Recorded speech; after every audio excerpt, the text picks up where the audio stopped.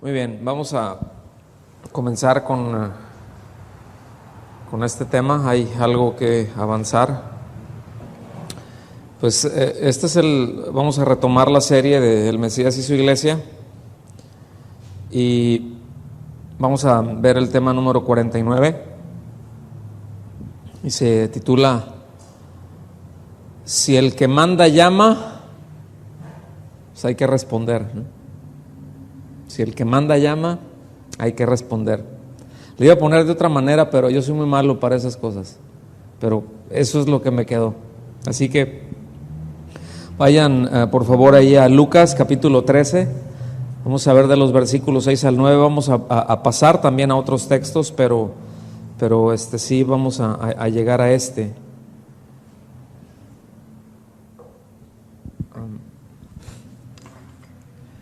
Antes de entrar al tema, sí quiero que recordemos lo que venía inmediato anterior, porque pues venimos de una manera consecutiva, ¿no? Entonces, antes de llegar a esta parte, el Señor les había hablado a la multitud de que se arreglaran con su adversario en el camino. ¿Se recuerdan eso? E inmediatamente después de que les habla de arreglarse con su adversario en el camino, introduce el tema del arrepentimiento. Eso está ahí en los versículos del 1 al 5. No vamos a ir para allá, se los estoy diciendo para que poder avanzar, ir más rápido. Estos es algo que en casa pueden leerlos con más detenimiento. Pero introduce el tema del arrepentimiento. Entonces, antes de avanzar, creo que es indispensable que tengamos muy en claro cuál es el concepto bíblico de lo que es arrepentimiento, porque a veces, aún dentro de la iglesia, pues pensamos que es una cosa y resulta que es otra, ¿verdad? Entonces vamos a verlo. Hay una práctica, lamentablemente, muy común, pero que es de introducir el concepto de pena y dolor en el corazón, ¿verdad? Porque bueno, ha sido un error, déjenme llamarlo así, introducir ese concepto, aunque de hecho hay un dolor, es evidente, pero esa práctica de meter ese concepto de dolor de corazón ha creado alguna confusión respecto a lo que el arrepentimiento es, de acuerdo a las Escrituras. ¿Sí? Es lógico que haya un pesar por haber pecado, ¿cierto o no? Es lógico que haya un dolor, que haya un pesar por pues por estar consciente de lo que implica haber pecado. Es lógico que haya un dolor por darnos cuenta de nuestra condición, que haya un pesar en eso, pero ese pesar en sí mismo no es arrepentimiento. O sea, no hay que quedarse ahí. O sea, arrepentimiento no es sentirse mal, pues. Es normal que nos sintamos mal. De hecho, en 2 Corintios 7:10 dice que la tristeza que es según Dios produce arrepentimiento. Es decir, conduce al arrepentimiento, pero esa tristeza no debe de confundirse con el cambio de mentalidad que lleva o debe de llevar a producir. Ahí mismo en 2 Corintios 7:10 dice que la tristeza según el mundo es ¿según qué? ¿O a dónde conduce? Pues a muerte, dice, ahora sí que a la depre, ¿no? O sea, te deja sin esperanza. O sea, nada más me siento mal, nada más tengo esto, ahí me quedo atorado, hasta ahí llegué. Pero dice que la tristeza que es según Dios, de acuerdo a Dios, esa es la que te conduce al arrepentimiento. Ahora, arrepentimiento es una palabra, se traduce como una palabra griega que es metanoia, es una yuxtapuesta, metanoeos, es un pensamiento final, habla de cambiar de mente, cambiar de pensamiento, cambiar de idea. Fíjense, en esencia, arrepentimiento es cambiar de ideas. ¿Sí? No es de sustituir. no es de corregir, es de cambiar. ¿Sí? No es de que tienes algo y lo corriges. No es corregir un pensamiento, es cambiarlo. ¿Sí? Entonces, quita ese y pon otro. Entonces, el llamado al arrepentimiento, de acuerdo a la Escritura, no es una invitación a la autocondenación, ¿verdad? Porque hay esa tendencia. Hice esto, ay, me siento tan mal, sí, porque soy una llaga podrida, ¿verdad? Y hay una tendencia a eso. De hecho, hasta canciones hay, ¿cierto? Antigüita, pero ahí está. Y así se llama, la llaga podrida. No es cuento, de veras, ¿verdad? Entonces, el arrepentimiento es un llamado a un cambio de mentalidad, pero escuchen bien, ese cambio de mentalidad promueve un cambio de vida. O sea, bíblicamente el arrepentimiento es un cambio de mentalidad que inevitablemente lleva a un cambio de vida. En otras palabras, una persona puede quedarse con la inquietud, puede quedarse incluso con ese pesar interno después de haber hecho pues algo indebido, ¿verdad? Puede estar perfectamente consciente de su condición, es más, no tiene uno que llegar y decirle, está mal esto que hiciste, esto no debiste haber hecho esto. Ya lo sabe, ahí está el sentir, ahí, o sea, ya se dio cuenta, pero no se debe de quedar. O sea, si esa persona se queda así, si no concluye, si no cambia su manera de pensar con respecto a Dios, con respecto a sí mismo, con respecto a su pecado, pues entonces eso no es arrepentimiento, eso es remordimiento. O sea, sí me duele. ¿Cuántos en el mundo, cuánto se ve esto? Es más, miren, se los voy a poner muy fácil. Como alguien acá que se emborracha. Se emborracha, hace un desastre y anda luego con la cruda moral y se siente mal porque ahí en la posada andaba haciendo el ridículo, ¿verdad? A todo el mundo le decía, lo abrazaba y le decía que lo quería mucho, típico de un borracho, ¿no? Y después hizo desfiguro y medio por ahí, eso sí, todos pues bien desinhibidos, pero pues luego pues hace uno el ridículo, ¿verdad? Y al otro día anda, híjole, bien mal, además de la resaca de la cruda genuina, ¿verdad? Pero de la cruda moral, ¿no? Que trae ahí, y trae ese dolor, y trae ese pesar, y sabe que estuvo mal, pero hasta ahí quedó, porque en la siguiente posada vuelve a ir, o a la siguiente reunión, y vuelve a hacer lo mismo, y le duele. Es como el adúltero, ¿verdad? Que sí sabe y tiene ahí o la adúltera, ¿verdad? Al esposo, a la esposa, y sabe que no estuvo bien, pero sigue en lo mismo. No hay un cambio de pensar que lleve implícitamente un cambio de vida. Entonces, no debemos de confundir remordimiento con arrepentimiento, ¿sí? Porque en algunas partes en la Biblia también traduce arrepentimiento como un dolor de corazón, como un pesar, ¿sí? Eso llega a ser un problema de traducción, pues la Biblia es muy precisa. La Biblia no tiene errores. Habrán errores de impresión, habrán errores de traducción, o sea, habrán errores de edición, pero la palabra de Dios es perfecta. ¿Sí estamos con eso? Un pasaje, ¿se acuerdan ustedes allá en Génesis donde dice que Dios al ver la maldad del hombre se arrepintió? Entonces dicen, ahí está, entonces hay contradicción, porque después dice que Dios no es hombre para que mienta, ni hijo de hombre para que se arrepienta, pero es que está hablando de cosas diferentes. Por eso es importante siempre ir saber de qué está tratando. Cuando se habla de arrepentimiento tiene que ver con precisamente con ese cambio de pensar, pero no es de que Dios diga, cambié mi manera de pensar, ahora voy a actuar diferente, ¿sí? Habla de un dolor del corazón de Dios, de un pesar en el corazón, porque obviamente la rebelión del hombre le crea un pesar en el corazón de Dios. No sé si me doy a entender.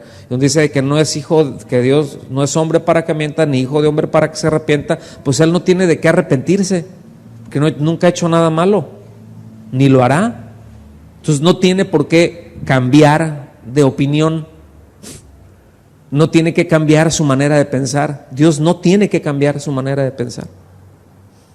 Todos sus pensamientos son perfectos, ¿sí?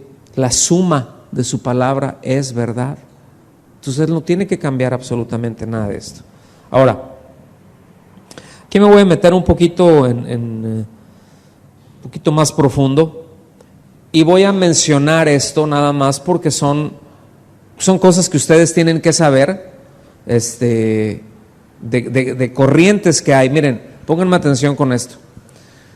Sucede que luego vemos libros y es importante saber que hay distintas corrientes teológicas y es importante entender por lo menos cuáles son las principales premisas de algunas de ellas o poder identificar al menos, ¿no?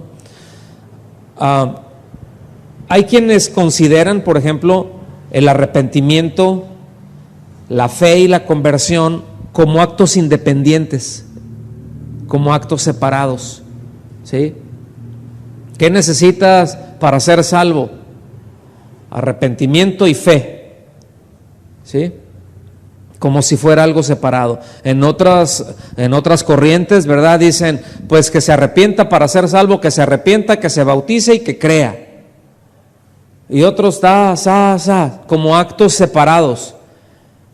Y debemos de cuidar de nunca considerarlos como actos separados. Nunca, porque esto ha llevado, ¿sí?, a producir falsas ideas al separar el arrepentimiento de la fe. Por ejemplo, como el que no hace falta arrepentirse para ser salvo, porque es solo por la fe. ¿Sí se fijan? O sea, de repente hay tanta revoltura, hay quienes lo separan y a la hora de separarlo dices, bueno, es que el arrepentimiento es una cosa, pero la fe, y bueno, es nada más, somos salvos por fe. Entonces no hace falta el arrepentimiento. Otros, repito, lo consideran como una obra aparte, pero ya lo separaron. Entonces tanto uno como otro está errado, ¿sí? Entonces solo les comento, repito, porque estas discusiones se llevan a niveles altos, o sea, ellos les llaman de alta escuela, ¿no? Pero otra vez, el asunto es de que hay teólogos, por ejemplo, que no son creyentes. ¿Sí? Hay teólogos que son escépticos. ¿Cómo hay qué? ¿Sí me explico? Entonces hay que identificar muy claro, hay que tenerlo muy claro. Ahora, bíblicamente, el separar el arrepentimiento de la fe lleva al error de que la persona vea dentro de sí mismo en lugar de ver a Cristo. Es decir, separar fe y arrepentimiento crea introspección. Y este error de separar, ¿verdad?, de la fe del arrepentimiento, da pie a otro muy serio como el de, entonces, medir la salvación, fíjense bien, medir la salvación o el perdón que se ha recibido por la intensidad de la angustia que el individuo tenga. ¿Sí se fijan? Pero sí les suena familiar, ¿verdad? Porque vi las risas, o sea, vi bueno, no las risas, no, sino la expresión de, ajá. O sea, es que si no te dolió, es que no he sentido el perdón, yo no he sentido el perdón de Dios. Es que yo le digo y no siento nada, es que no me está doliendo, es que, y bueno, no es así, porque de una manera, escuchen bien, de una manera muy sutil esto, fíjense cómo opera este asunto, de una manera muy sutil, es como que el dolor de corazón se convierte en una obra meritoria. Es que me duele mucho, entonces sí lo mereces, porque me dolió mucho, ¿sí? O no me duele tanto, no, pues quién sabe, pero medirlo así, hacerlo de esa manera, eso es contrario a la gracia. Por eso recibir el perdón es un acto de fe, no de sentimientos. ¿sí? Pedimos perdón y lo recibimos por fe.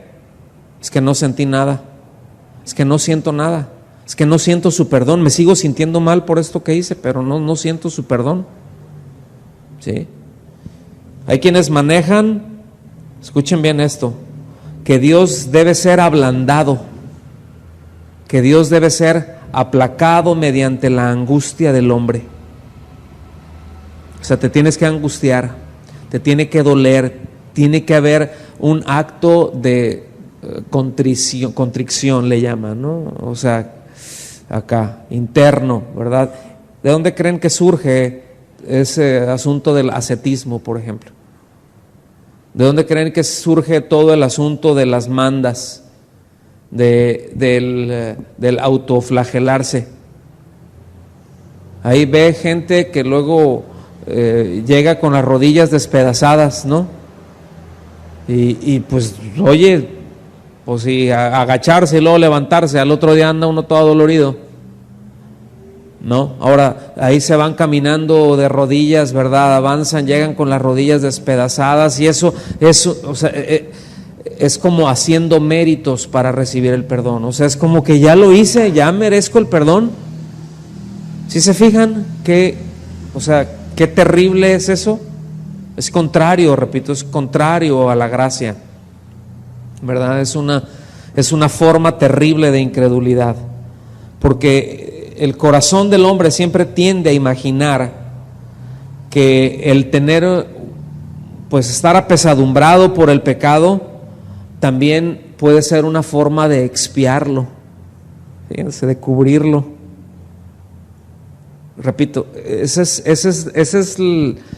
es la médula de todo el asunto de las mandas y de todos esos sacrificios, o sea, como que se flagelan o andan ahí con unos, cargando unos nopales, ¿verdad? O unas varas. En algunas partes de aquí de México, luego en Semana Santa, por ejemplo, se da eso, de que traen unos rollos, ¿no? Así con, pues quién sabe qué varas son, pero así con espinas, pues. Y en la espalda ahí las traen y caminan kilómetros con ellas y pues, oye, terminan con la espalda despedazada, o en otros lugares uno se clavan literalmente. Entonces, que dicen de esta manera ya, y ya después ya les sanan la espalda, ¿verdad? Les limpian, les echan alcohol y luego se toman otro tanto y terminan en unos desfigures, pero ya lo expió con su dolor. ¿Sí lo alcanzan a ver? Eso es incredulidad. Entonces, vamos a ver, a partir del texto que vamos a ver aquí, quiero adelantarme un poco, estoy poniendo una base, porque después del versículo 9 hay una serie de parábolas que remarcan el efecto transformador de haber abrazado la fe en Jesucristo como el Mesías, ¿sí? O sea, yo les quiero decir esto, o sea, remarcar esto: fe, arrepentimiento y fe son inseparables. Arrepentimiento y fe es una cosa que conlleva a la otra, ¿sí? Repito, no son dos cosas aparte. Arrepentimiento y fe es una misma cosa en este sentido, hablando en el sentido salvífico. Y precisamente las parábolas que hablan después de este tema remarcan, ¿verdad? Narra situaciones que se dieron en un lapso de lo que iba de camino a Jerusalén, pero en todo va reafirmando y va, repito, utilizando parábolas para mostrarles los cambios que deben de haber en aquellos que se han arrepentido. Es decir, que no puede decir alguien que se ha arrepentido, por ende, que ha creído y que siga viviendo igual. O sea, alguien, si lo ubicamos en ese tiempo, no podía cambiar su manera de pensar con respecto al Mesías, poner su confianza en él y después seguir con el ritualismo, ¿no? Como lo vemos esa es la llamada de atención principal en la carta a los hebreos.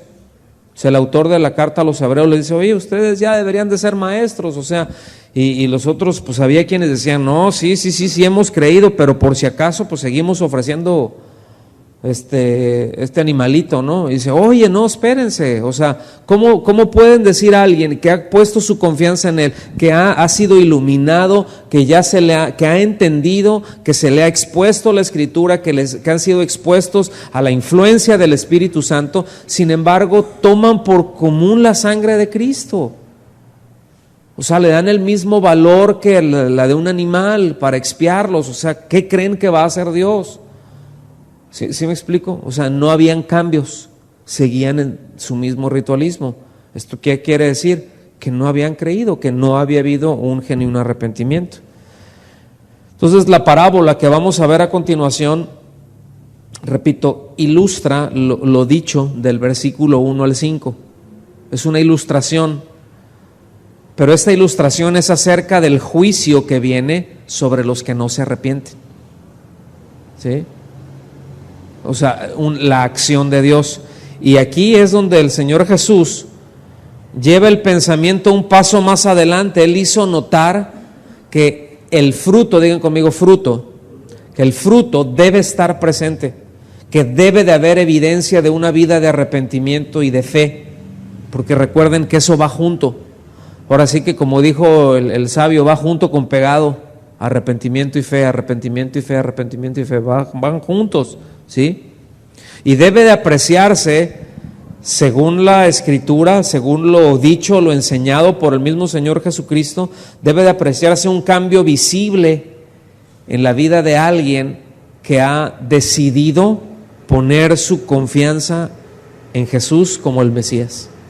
¿Sí? Debe de haber cambio. Si no hay cambio, por eso el título es: si el que manda llama, hay que responder, ¿verdad? Entonces vengan por favor allá al versículo 6 y dice: dijo también esta parábola. Tenía un hombre una higuera plantada en su viña, y vino a buscar fruto en ella, y no lo halló.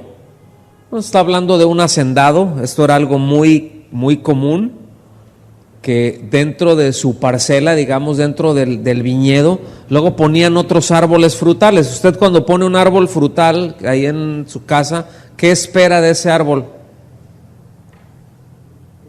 Pues la fruta. O sea, planta un árbol, si de la fruta que a usted le guste, una mata de limones, de naranja, lo que sea, ¿verdad? La pone ahí y ¿qué espera? Pues que dé fruto, ¿verdad? Si espera, pues que dé pera, ¿verdad? Y así. O sea, no va a poner una areca, ¿verdad? Una palmerita de esas y esperar a que le dé manzanas. O sea, no puede esperar que le den absolutamente nada. Pero cuando hay repito, esto era algo normal, tenían árboles frutales hacia alrededor. No demasiados, pero algo. El caso es de que este hombre vino, plantó, ¿verdad? Tenía una higuera plantada en su viña. Esto quiere decir que deliberadamente se puso ahí. Fue plantada. O sea, no creció, fue plantada, fue puesta. ¿Sí? Y dice, subrayen aquí la frase importante es: vino a buscar fruto en ella. O sea, él vino a buscar fruto. ¿Qué fue a hacer el dueño de la viña?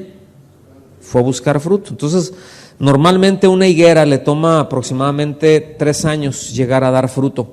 ¿Sí? Esto nos enseña que es lo más normal que cuando alguien ha confesado públicamente su fe en Cristo, o sea, que se dice creyente, que se dice cristiano, le va a tomar un tiempo, va a tomar tiempo y cuidado que empiece a dar frutos. Hay casos en los que son muy rápidos, ¿sí? Pero hay casos en los que no, hay casos en los que tarda un poco más. Y a veces somos muy impacientes con otros en ese sentido, ¿a poco no? A veces ya la persona, uno le compartió y sí, abrazó la fe y ya vino a una reunión y ya de repente queremos que se comporte ya como todo un creyente maduro.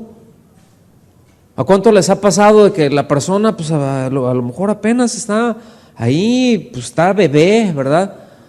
Y de repente está hablando y se le sale alguna majadería, ¿no? Pero no, o sea, no que lo dice en un sentido para ofender a alguien, o sea, no está tratando de insultar a nadie, simplemente se le salió porque era lo más normal. ¿Sí les ha pasado eso? Yo la otra vez vi eso, porque estaba con una persona que es creyente y estaba aquí, de hecho, pero pues está bien, está más verde que nada, ¿no? Apenas, de hecho, apenas está germinado. Es como un frijolito germinado apenas, ¿no? Y algo pues, salió ahí el comentario. ¿Qué pasó? ¿Y cómo han estado? ¿Cómo les fue en esto? No, pues fíjate que fuimos a esta parte y dijo, y está padrísimo, pero no lo dijo así, ¿verdad? No, bien padre. Y estaba otro hermano así, y así como que oyó, ¿no? Y yo vi la expresión del otro hermano, así como que casi le da un infarto. O sea, pues yo entiendo, pero a veces nosotros queremos, o sea, hay oportunidades ya después para, pues ves que hay acá y decir, oye, mira, el asunto está así, asado. ¿Sí me explico?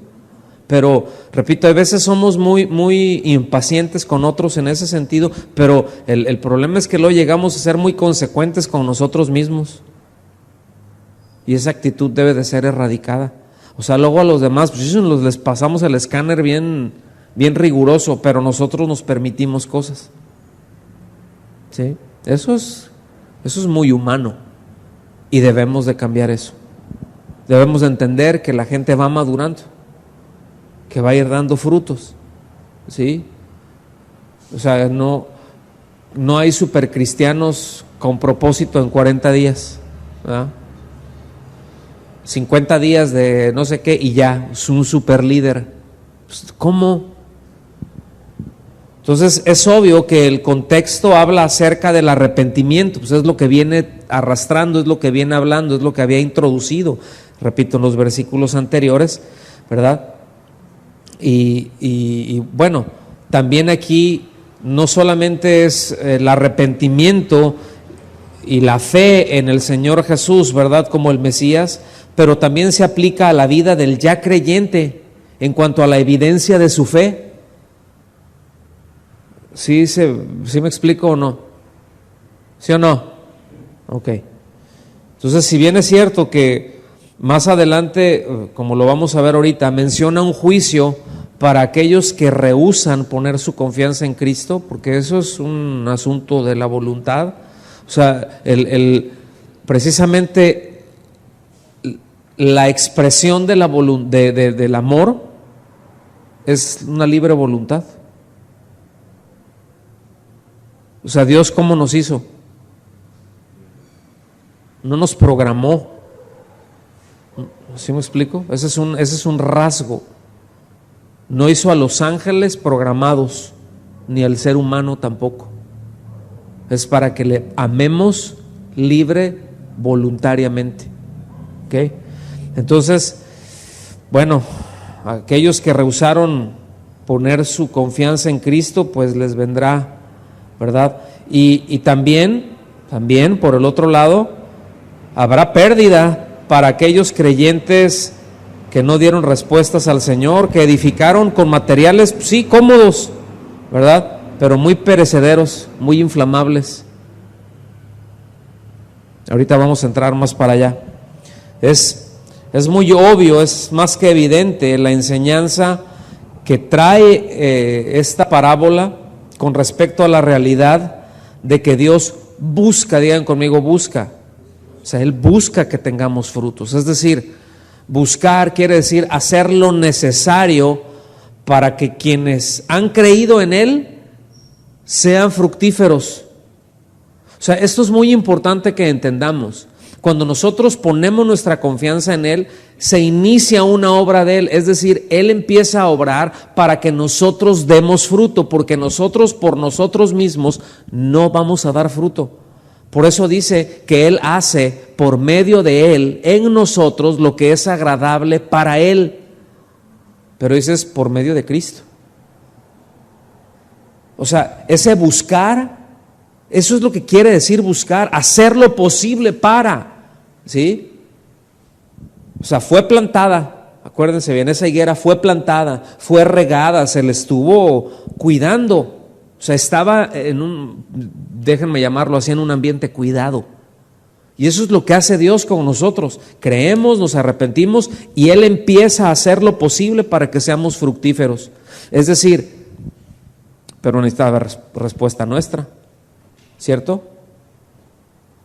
O sea, ponemos nuestra confianza en Él y sabemos, bueno, ahí tenemos su palabra, tenemos la oración, tenemos, bueno, el Espíritu Santo obrando en nosotros, ¿verdad?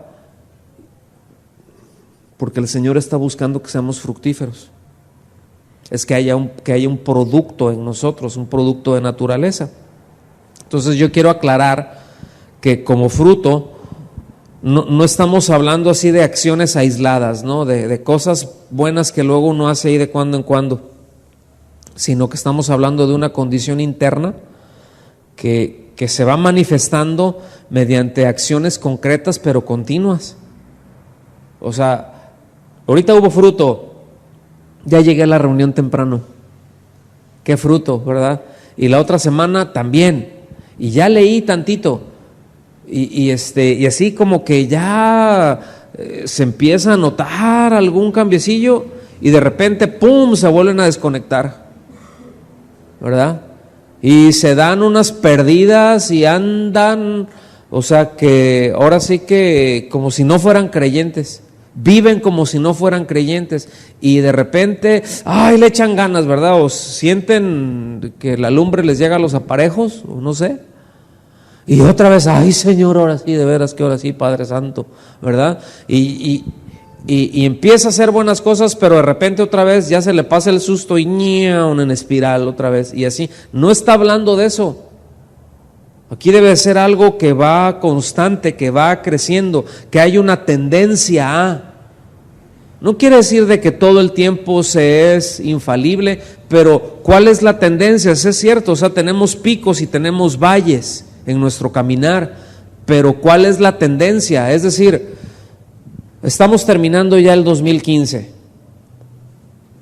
Tuvimos días buenos en el 2015, ¿cierto? Buenos espiritualmente hablando, o sea, de comunión, de que estuvimos ahí, ¿sí o no?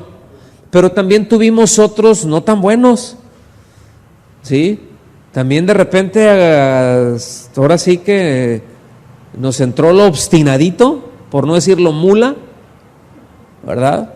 Y hicimos cosas y el orgullo ahí estuvo presente también, aunque no digan amén, pero eso también estuvo en este año. El asunto es cuál es la tendencia, o sea, si pudiéramos tener una gráfica, si nuestra vida espiritual se pudiera graficar, por así decirlo, si nos enchufáramos un cable, o bueno, mejor lo hacemos wifi para que no nos enchufen nada, ¿sí? Y proyectar acá, así en el cañón, ¿verdad?, en la pantalla, ¿cómo estamos? ¿Cuál sería? Ciertamente a lo mejor así, para lo mejor algunos sería más como un electrocardiograma, ¿no? ¿Verdad? Para arriba y para abajo, para arriba y para abajo. Para otros a lo mejor hay como que va subiendo y luego pum, se da un bajón y luego pum, pero si se hace una estadística, se puede leer, ahora sí que si se hace unas coordenadas cartesianas, ¿cuál sería la tendencia? Que creció, o sea, que crecimos espiritualmente, que ahora sí que tenemos una tendencia a la alta, o nos quedamos en donde mismo, o a la baja. ¿Sí ven lo que estoy diciendo? Y podemos tener días buenos y podemos tener días malos, pero a fin de cuentas, ¿cuál es el resultado? ¿Cuál es la tendencia? ¿Estamos creciendo? O nos quedamos atorados, no, pues yo ya tengo 55 años atorado aquí con este asunto. Y se sigue igual, y el problema de seguir igual es de que va perdiendo fuerza, y a la larga ese seguir igual la tendencia va para abajo. ¿Sí? Ese es el riesgo. Esas son cosas de lo que nos está tratando de enseñar aquí la palabra en todo esto. Lo hemos dicho muchas veces y lo vamos a continuar haciendo. Pero Dios demanda respuestas de nosotros, y nosotros tenemos que entender que precisamente en la medida que nosotros respondemos, tenemos un crecimiento en nuestra comunión con Dios, ¿sí? Y esa comunión con Dios se traduce en un estado de plenitud. O sea, a veces nos podemos sentir secos porque lo estamos, porque no estamos en comunión con Dios, porque no estamos meditando en su palabra, porque no estamos teniendo comunión con los hermanos, porque nos aislamos, dejamos de darle respuestas a Dios. Esa es la causa, que nosotros dejamos de darle respuestas a Dios. Y dejamos de darle respuestas a Dios, y la tendencia empieza a la baja. La primera tendencia es a estancarse, la segunda tendencia va a la baja, ¿sí? Y hay que tener en claro que esto que acabamos de mencionar ahorita, eso nos debe de ayudar para diagnosticar nuestra condición. O sea, repito, a veces en angustias, estamos en sequedales, en frustraciones, hay una larga lista de etcéteras, podía mencionar, ¿verdad? No porque vengan circunstancias o porque hayan cosas adversas, que también las tenemos. O sea, hay cosas que escapan de nuestro control y que se nos pone difícil el asunto, que a veces es un quebrantamiento, a veces es un dolor, ya se murió un familiar, no sé, cosas que van pasando, la vida misma trae angustias. ¿Sí me explico? Sí saben de lo que estoy hablando, ¿verdad? O sea, hay problemas de la vida, pero yo no estoy hablando de eso, sino que llegan a haber angustias, sequedales, frustraciones, etcétera. Repito, no a causa de las circunstancias que se pueden presentar, sino más bien por la carencia de nuestras respuestas a las iniciativas y a las instrucciones de Dios. O sea, yo podría preguntar, no voy a decir que levanten la mano ni nada, pero Dios te ha demandado cosas. Te ha pedido cosas, hey, ponte las pilas, como decimos aquí en México, ¿verdad? Ponte las pilas con esto. Hey, ¿qué pasó? Dame respuesta con esto, estoy esperando que tú avances con esto. Sí, Señor, al rato. Luego, ahí viene. Y en espiral. Versículo 7, vengan por favor ahí. Y dijo al viñador, o sea, el dueño de la viña. ¿Quién es el viñador? No. Está el dueño de la viña, dice, y dijo al viñador, o sea, le dijo a alguien, al que está encargado. Aquí esta es una figura del Padre y el Hijo. ¿Sí? Esta es una figura. ¿Quién es el dueño de la viña? El Padre, ¿verdad?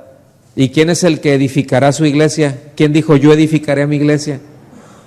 Que es una figura, dice, y dijo al viñador, he aquí, hace 3 años que vengo a buscar fruto. O sea, fíjense, normalmente a los 3 años es que da fruto. Pues ya habían pasado otros tantos.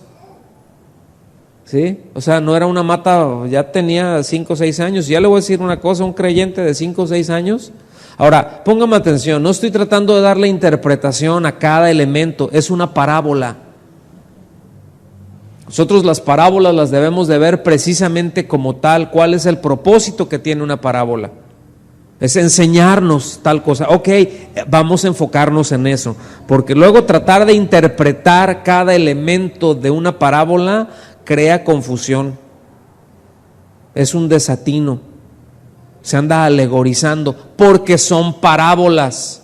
¿Sí me explico? Porque son parábolas. Entonces dice, hace 3 años que vengo a buscar fruto en esta higuera y no lo hallo. Es decir, a estas alturas ya debería de estar dando fruto, ¿que no? O sea, está bien, ahí se sembró pero creció, ya tenía que haber dado fruto, se ha estado haciendo lo necesario, se ha estado haciendo lo necesario para que dé fruto. Sí, Señor, claro que sí. Dice, y no lo hallo. Y vean la instrucción, córtala. No le dijo, pues córtalas, ¿no? Acá. Dice, no, córtala. Y hace una pregunta, ¿para qué inutiliza también la tierra? O sea, nomás está tomando, nomás, ahora sí que chupa y le quita los nutrientes a las otras, ¿verdad? Y esto, fíjense bien, esto es algo muy drástico, Esto es algo muy drástico. O sea, llega, no tiene fruto, ya debería estar dando fruto, no tiene, córtala. ¿Sí? Y esto nos enseña que Dios, aunque es lento para la ira y grande en misericordia, su paciencia tiene un límite. Su paciencia tiene un límite. Cortar es una acción concreta de Dios. Cortar aquí quiere decir, escuchen bien, quiere decir atajar, es que hay que darle el sentido que lleva. Quiere decir atajar, quiere decir impedir que continúe con la misma situación. ¿Sí se fijan? Pero esta ya es una intervención de Dios. Ahorita voy a llegar más ahí, más a fondo, ¿sí? Esto nos puede enseñar también de que se puede tener una apariencia de estar bien, porque esa higuera aparentaba estar bien, pues tenía hojas. ¿Sí? ¿Y cómo estás? Bien. ¿Todo bien? Sí. E internamente, y métela ahí, a ver si hay, y ni un frutito, ni una florecita, nada, puro follaje. Entonces se puede tener apariencia de estar bien, de estar vivo, pero sin evidencia de esa vida, que la evidencia va al fruto, ¿sí? Fruto es evidencia, ¿sí? Ahora sí que, pues un árbol frutal que no da fruto, algo tiene, algo no está bien, porque lo normal, ¿sí?, es que dé fruto, el fruto que tiene en su naturaleza. Y entendemos también que el fruto viene por temporadas, y hay algunas temporadas que son mejores que otras. ¿Sí? O sea, hay tiempos en los que nosotros necesitamos entender esto, que hay tiempos en que puede haber más fruto en nuestra vida que en otro tiempo. Pero otra vez, ¿cuál es la tendencia? Y hay que ver por qué. ¿Sí? En ocasiones pueden pasar cosas que afectan la generación de ese fruto. Pensando en de una situación natural, por ejemplo, ¿se acuerdan de Odil? Pues cómo olvidarlo, ¿verdad? Odil y el mango, aquí la mata de mango que tenemos. Pues Odil fue en septiembre, pero no dio fruto. Se lastimó mucho, ¿sí? ¿Sí se acuerdan, no? Cómo quedó, pero sí quebrado, o sea, quedó muy lastimado el árbol de mango. Ahorita ya viene otra vez de regreso, pero no dio fruto este año, ni siquiera floreó. Y no me dejarán mentir, pero ya dio evidencia de la vida que tiene, Ya dio evidencia de la vida que tiene el brother mango. Da unos frutos deliciosos. ¿Cuántos los han comido? Deliciosos. Te comes 3 de esos y terminas en el hospital, ¿verdad? Yo creo con la insulina y el azúcar altísima. Es muy rico. O sea, ya por años hemos visto, y ha habido unos años que ha dado más que otros, ¿se fijan? Pero siempre están riquísimos. Es buen fruto el que da, ¿sí? Pero hubo un acontecimiento que lo lastimó, que hizo que no diera. Pero con cuidados, yo espero que para el 2016 disfrutemos de unos ricos mangos. Si no lo cortamos, si no lo hacemos leña, ¿verdad? En otras palabras, o sea, podemos pasar por ciertas circunstancias que impiden que momentáneamente se produzca fruto. Sí puede ser, pueden presentarse cosas que nos desbalancean, y bueno, que incluso abortemos el propósito. Ya vamos a hacer algo, vamos a empezar y pasan cosas y dejamos a medias. O como que vamos a empezar y sí, pero no, pero le arranco, pero como que puedo y no quiero, como que, ¿sí me explico? O sea, y no se avanza. Entonces, repito, todos tenemos crestas, todos tenemos valles, subimos, bajamos, pero ese no es el problema, sino es cuando dejamos de dar respuestas al Señor permanentemente. Ya, el problema con eso es de que no respondemos ahorita y se nos hace más fácil después no responder. Es como cuando alguien no se congrega. Puede estar alguien bien ferviente y de repente dices, ay no, hoy estoy cansado y hoy no quisiera ir. Dices, bueno, pero digo, se entiende, ¿no? Pero a veces es más que el corazón. O sea, no tengo ganas. No tengo ganas de estar, no tengo ganas de ir, no tengo ganas de ver a nadie. ¿A alguien le ha pasado eso? A mí me pasa. ¿Sí? Así como que, ay no, yo quisiera quedarme. No quisiera ver a nadie, no quisiera, o sea, quisiera, te dije no hace rato cuando llegamos. Ay, tenía ganas de quedarme así en mi casita con un café tapado. ¿A poco no? Pero dices, no, o sea, porque el problema cuando se da así, bueno, me voy a permitir esto.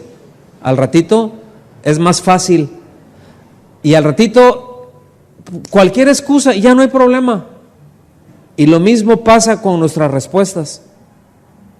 O sea, el Señor nos habla, el Señor nos dice, bueno, hay que hacerlo, rápido. ¿Para qué nos esperamos? Demos respuesta, porque no, ahorita. Y no va. O hay quienes dicen, sí voy. ¿Se acuerdan que también el Señor menciona ese ejemplo de los 2 hijos? Que les dice a uno, oye, haz esto. Sí, jefe, claro que sí. Y nunca lo hizo. Y el otro hace esto. No, pues que lo haga aquel que... Y terminó haciéndolo. Entonces, ¿cuál de los dos obedeció? ¿Cuál de los dos dio respuesta? ¿El que dijo que sí lo iba a hacer pero no lo hizo, o el que dijo que no lo iba a hacer y terminó haciéndolo? Pues el que terminó haciéndolo, ¿no?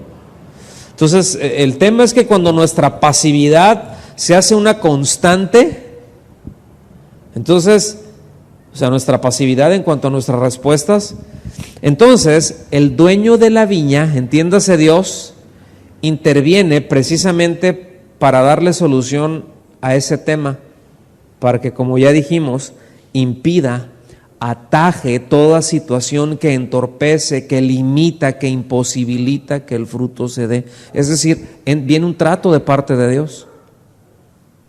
Ese córtala es una acción directa de Dios, es un trato de Dios, es una disciplina de Dios, no es pues desarráigalo y pierdes tu salvación. No, es un trato de Dios. Recuerden, Dios viene y busca fruto, Él desea que demos fruto. Y si no lo estamos haciendo y permanentemente, o sea, quiero insistir en esto, permanentemente no le estamos dando respuestas, entonces Él va a venir y va a impedir, va a atajar esa situación y probablemente tenga que juzgar ciertas áreas en nuestra vida y tendrá que quebrantar algunas cosas, ¿sí? Y yo he visto cómo el Señor lo hace, yo he visto cómo lo ha hecho en mi vida y eso duele, es doloroso de hecho, mucho. Fíjense bien, versículo 8, sí vamos claros hasta aquí, ¿verdad? ¿Sí o no? Ok, versículo 8. Él entonces, o sea, es decir, el viñador, respondiendo le dijo, Señor, déjala todavía este año. Fíjate bien, está intercediendo, déjala todavía este año, hasta que yo cabe alrededor de ella y la abone. O sea, sí se ha estado haciendo lo necesario, pero yo quiero que veamos aquí a nuestro Señor Jesucristo como intercesor. En Hebreos 7:25 dice, por lo cual puede también salvar perpetuamente a los que por Él se acercan a Dios. O sea, de que puede salvar, o sea, Él tiene el poder de salvar perpetuamente. O sea, ya cuando Él nos salvó perpetuamente, no temporalmente. No hay temporalidad en la salvación, es perpetuamente, ¿sí? Pero dice algo en la segunda parte del versículo muy importante, viviendo siempre para interceder por ellos, por los que Él ha salvado. Sé que Él está a la diestra del Padre y ¿qué hace? Está intercediendo. Ahora, ¿cómo serán las intercesiones del Señor por nosotros? O sea, habrá cosas que el Padre dirá, no, yo aquí tengo que ajustarle cuentas a Raúl con esto. ¿Sí? ¿Y será que el Señor Jesucristo dice, no, Padre, te ruego, déjame, voy a tratar algo con él ahí, voy a incomodarlo con esto, voy a hacer esto, pero qué tremendas, ¿verdad? Las intercesiones del Señor. O sea, Él no le anda pidiendo cosas vanas para nosotros. Él no anda pidiendo cosas superfluas. Todo lo que Él pide a favor de nosotros es precisamente buscando que haya fruto y que el Padre se glorifique. ¿Sí? Entonces dice, no, dale un año. Y dice, voy a cavar alrededor. Bueno, todos entendemos eso, ¿sí? Que luego la tierra se aprieta, entre que con la lluvia, el movimiento, el viento, todo, la tierra se va apretando. Entonces, aún en los cultivos, en ciertos cultivos y en ciertos lugares, la tierra se aprieta y se hace un trabajo que es romper la tierra, no es arar. ¿Sí? A ese trabajo se le llama aporque, es aporcar. ¿Okay? Porque se llega a hacer, puede ser que abajo esté bien, ¿sí? Pero arriba esté apretado. Y escuchen, y la tierra a veces estrangula la base del tallo. Esto es, o sea, el aporque es en plantas muy pequeñas, ¿no? Cuando están ahí en pastos, en cosas así, plantas muy pequeñas, ¿sí? Cualquier cultivo, y lo daña porque estrangula e impide que circule la savia, y etcétera. Ok, fíjense bien, eso tiene que ver, algo es una labor, ¿sí? Que el Señor hace. Es decir, hay cosas que luego nos pueden estar estrangulando. Hay cosas que nos pueden estar estorbando, que puede estar estorbando que esa savia fluya en nosotros, ¿sí? Y que sí nos mantiene vivos, pero evita que demos fruto. ¿Sí lo ven? O sea, sí podemos estar vivos, pero sin frutos. Entonces es importante aflojar la tierra. Y dice, no, déjame que afloje la tierra, pero después dice otra cosa, que afloje la tierra y ¿qué? Y la abona, y todos entendemos que abonar se refiere a alimentar, ¿sí? A aportarle los nutrientes necesarios para el óptimo desarrollo. No, mira, dame chance, voy a aflojar la tierra y voy a traer, ahí tengo una buena composta, porque pues en ese entonces no hacían otras cosas, ¿no? Voy a traer y voy a abonarle aquí, a lo mejor pues con el paso del tiempo, porque eso es otra de las cosas que pasa. Con el paso del tiempo, con la lluvia, con el viento, pues hay una erosión en el suelo.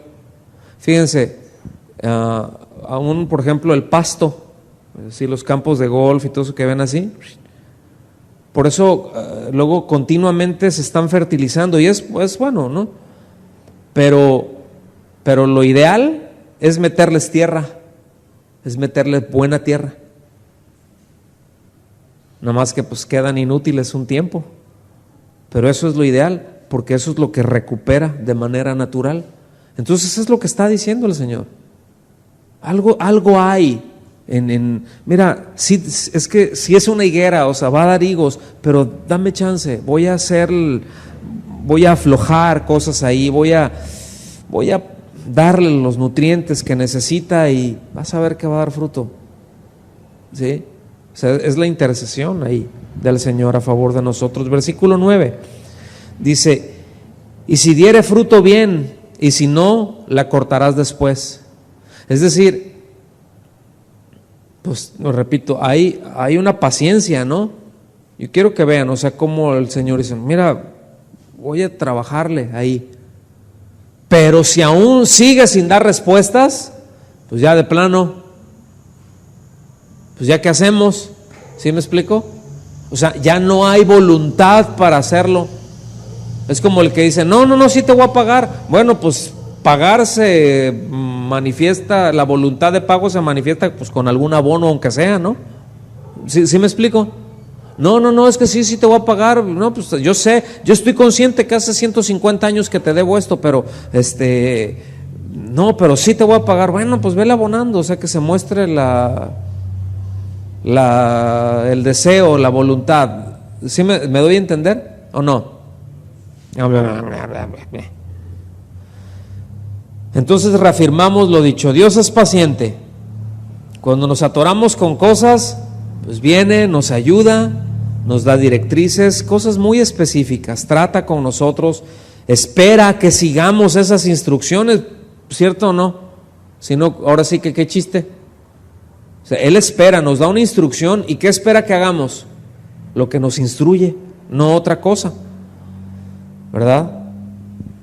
Y si nosotros lo llamamos a Él Señor, pues es lo más lógico que sigamos sus instrucciones. Ese es el reclamo que Él le hizo a muchos: ¿por qué me llaman Señor, Señor, Señor, y no hacen lo que les digo?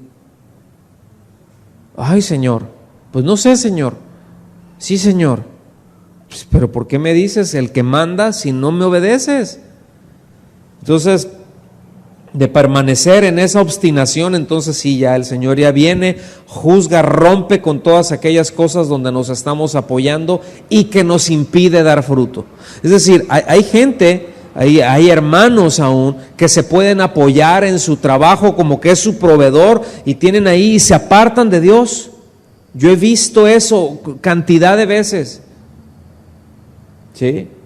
Desde hace muchos años que nosotros llegamos acá y empezó a llegar gente de otros lados, venían hermanos de otras ciudades y no, pues bueno, buscando el sueño chollero, ¿no? No, es que acá hay trabajo y acá hay esto para que nos vaya bien y cuánta gente no llegó así. Y algunos de ellos ya venían ya creyentes y empezaron, no, sí, y gracias Señor. Agarraron un trabajo y ya jamás los volviste a ver. Oye, ¿qué onda? ¿Cómo estás? No, es que el trabajo. Sí, el Señor. No, pero el trabajo. Y se apoyan en el trabajo y se olvidan. Yo he visto un montón de historias de esas. Un montón. Y es triste. ¿Sí me explico? Bueno, el Señor a veces tiene que quebrarles el trabajito. Llama, y ¡pum! Les da y se los quiebra. Ok, voltea para acá. ¿Sí? ¡Pau! ¡Ay! ¿Por qué a mí? Entonces ya luego ya se hace evidente si había una fe genuina o no. Y luego ya se sabe si había una fe genuina o no. ¿Sí me explico? ¿Sí o no? Segunda a los Corintios, se los voy a leer, en primera a los Corintios, 9, versículos 25 al 27. Dice: todos los atletas se entrenan con disciplina. Lo hacen para ganar un premio que se desvanecerá, pero nosotros lo hacemos por un premio eterno. ¿Qué quiere decir eso? Pero nosotros lo hacemos. ¿Cuál es la comparación que está haciendo? ¿Qué es lo que dice? ¿Qué es lo que hacen los atletas? ¿Qué leímos? Los atletas se entrenan con disciplina, Sí, dice, ellos para ganar un premio que se desvanecerá, pero nosotros lo hacemos, es decir, entrenamos con disciplina por un premio eterno. O sea, está hablando de nuestra vida espiritual como un entrenamiento disciplinado, no como algo esporádico.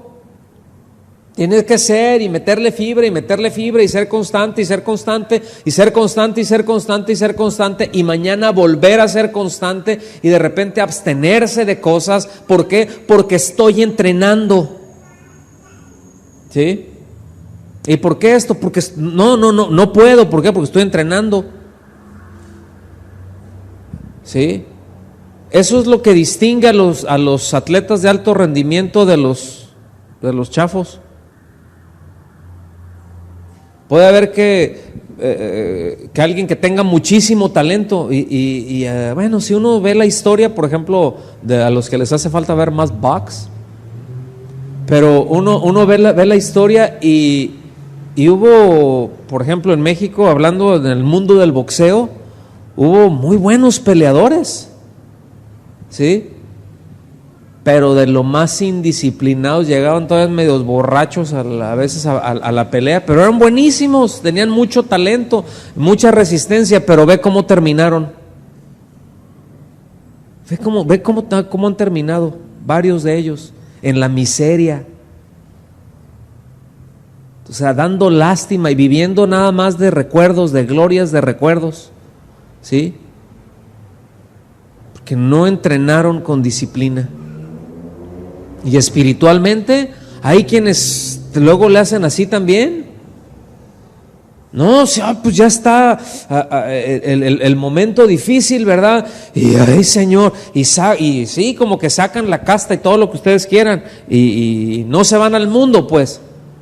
Pero no se entrenan, no se disciplinan. Entonces dice, por eso yo corro cada paso con propósito. O sea, tengo un objetivo. O sea, no solo doy golpes al aire, ¿sí? Disciplino mi cuerpo como lo hace un atleta. Lo entreno para que haga lo que debe de hacer. Fíjate que esto me gustó mucho, esta traducción. Dice, de lo contrario, temo que después de predicarles a otros, yo mismo quede descalificado. No, habiendo sido heraldo a otros, yo venga a ser descalificado. No dice que va a perder la salvación, pero ese ser descalificado está hablando de ser eliminado de una competencia como una sanción por faltar a las normas que se establecen. Entonces no decir, es fulanito de tal, no, ya puede hacer lo que sea, no, tiene que ser disciplinado toda su vida. Todo nuestro caminar con el Señor, y tanto más vamos avanzando, pues más disciplina y tiene sus resultados, tiene su fruto, me explico. Entonces el Señor viene y dice, órale. ¿Por qué? Porque uno puede decir, no, sí, pero es que sí puedo hacerlo. No, cuate, estás descalificado, pero es que soy más rápido y soy más fuerte. Sí, pero no lo haces según las reglas. ¿No? Imagínense ustedes nada más uno de esos de los de lanzamiento de jabalina o de tiro con arco, ¿sí? Que agarre y bueno, pues ya ven que tienen, por ejemplo, los del lanzamiento de jabalina, ¿no? ¿De qué se trata? ¿De el que lo llegue más lejos? ¿Ustedes qué dicen? ¿De eso se trata, el que lo llegue más lejos? Pero ¿qué tal si llega uno y agarra y dice, y va caminando y después la avienta así como puede, ¿verdad? Y la llegó muchísimo más lejos que todos. Y dice, ya gané, ya la aventé más lejos que todos. Entonces dices, no, tú estás descalificado. No, pero ¿por qué si yo la tiré más lejos? Mira, para empezar, le clavaste la jabalina allá a alguien que estaba en el público. Sí, la tiraste lejísimos, pero no dentro de donde lo deberías de tirar. Pisaste línea aquí, te brincaste acá, la agarraste como no debías, hiciste esto, hiciste aquello, estás fuera, estás descalificado. No es, pero yo llegué más lejos. ¿Sí se fijan? Luego ay, es que esto hasta da pena, ¿no? Pero de los marchistas mexicanos, ¿no? Pues ya ven que tienen que agarrar su pasito, ¿no? Así bien curiosito. Pero el asunto es de que se ve así porque en cada paso no deben de despegar, o sea, los pies del piso. Siempre deben de estar puntas y talones. Entonces, de repente, pues entran por ahí en algunos túneles, en algunos lugares, y dicen, no se van a dar cuenta, y hay un juez que dice, mira, va flotando, ya despegó, descalificado. Y ya le han quitado medallas, ¿cierto o no? Oye, pero, bueno, no es según las reglas establecidas. Violaste las reglas. ¿Qué es lo que nos enseña esto? Que debemos de ser disciplinados, que debemos de ser constantes, ¿sí? Y avanzar. Entonces todo esto, mis amados, que el Señor viene y que nos ajusta, ¿verdad? Nos da nuestras llegaditas, no es otra cosa que la evidencia de su amor y de su cuidado. Entonces, vámonos para el final. ¿Notan algo ustedes en esta parábola?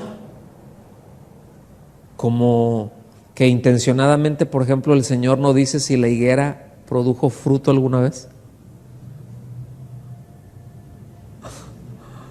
Vean, y no dice si produjo o no, nada más dice, déjala. ¿Sí? Intencionalmente lo dejó abierto, ¿sí? Porque la respuesta se queda a cada oyente.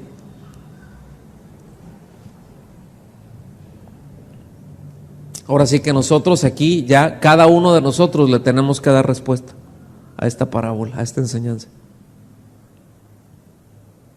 Y lamentablemente habrá quienes el Señor venga, trate y no den respuesta. Esta es opción, ¿cierto? Pero también está, yo espero que sean los más, yo deseo que sean todos, ¿verdad? Pero que se les abone, que se afloje la tierra, se abone y que venga el dueño de la viña y diga, qué chulada de frutos, ¿no? ¿Cómo los disfruto? ¿Sí?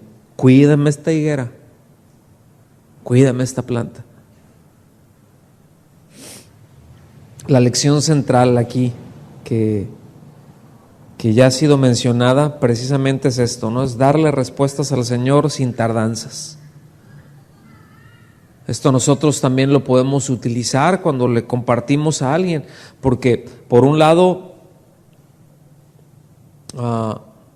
los que ya son suyos, los que ya son creyentes, pues pueden venir a ser descalificados, es decir, concluye no en la pérdida de salvación, en la pérdida de galardón, porque Él salva perpetuamente, pero la pérdida del galardón.